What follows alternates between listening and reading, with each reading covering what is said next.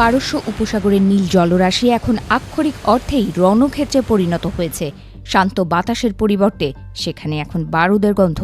২৮ ফেব্রুয়ারি তেহরানে এক ভয়াবহ ড্রোন হামলায় ইরানের সর্বোচ্চ নেতা আয়াতুল্লাহ আলী খামেনি নিহত হওয়ার পর থেকেই যে উত্তেজনার পারদ চড়ছিল, এখন তা এক প্রলয়ঙ্করী রূপ ধারণ করেছে।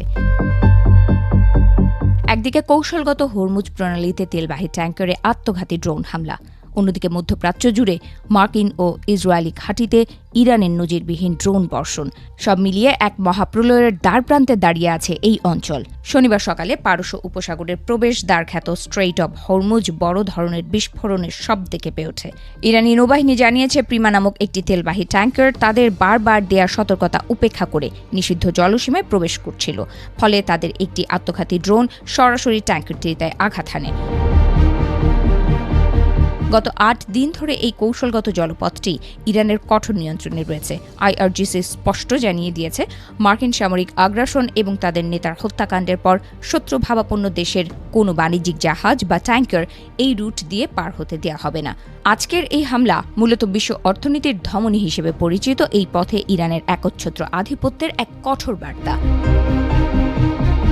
আঞ্চলিক মার্কিন ও ইসরায়েলি ঘাঁটিতে ড্রোন বৃষ্টি, হরমুজের রেশ কাটতে না কাটতেই ইরান সেনাবাহিনী তাদের ১৫তম বিশেষ বিবৃতিতে চাঞ্চল্যকর তথ্য প্রকাশ করেছে।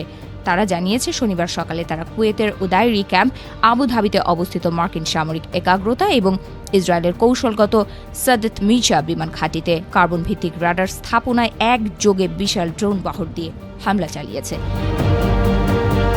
ইরানি নৌবাহিনীর দাবি, এই হামলাগুলো ছিল গত কয়েকদিনের মার্কিন ও ইসরায়েলি আগ্রাসনের সরাসরি প্রতিশোধ।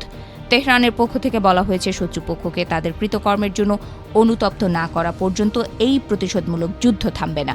বিশেষ করে ইসরায়েলের অভ্যন্তরে নিখুঁত নিশানায় ড্রোনের আঘাত হানা ইরানের সামরিক সক্ষমতার এক নতুন সমীকরণ হাজির করেছে।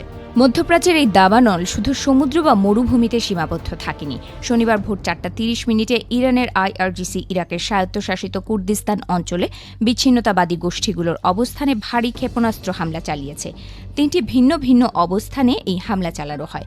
তেহরানের দাবি, এই গোষ্ঠীগুলো ইরানের আঞ্চলিক অখণ্ডতা নষ্ট করার চেষ্টা করছিল। আইআরজিসি কড়া ভাষায় হুঁশিয়ারি দিয়ে বলেছে, ইরানের সার্বভৌমত্বের বিরুদ্ধে যে কোনো পদক্ষেপ নেওয়া হলে তাদের পিষে ফেলা হবে। ২৮ ফেব্রুয়ারির এই কালো দিনটির পর থেকে মধ্যপ্রাচ্যে ক্ষমতার ভারসাম্য পুরোপুরি বদলে গেছে। মার্কিন ও ইসরায়েলি বাহিনীর নিরবচ্ছিন্ন বিমান হামলার বিপরীতে ইরান এখন তাদের ড্রোন ও ক্ষেপণাস্ত্র ভাণ্ডারের পূর্ণ শক্তি প্রদর্শন করছে। বিশ্ববাজারে তেলের দাম হু হু করে বাড়তে শুরু করেছে এবং হরমুজ প্রণালী অবরুদ্ধ হয়ে পড়ায় বৈশ্বিক সরবরাহ চেইন ভেঙে পড়ার উপক্রম হয়েছে।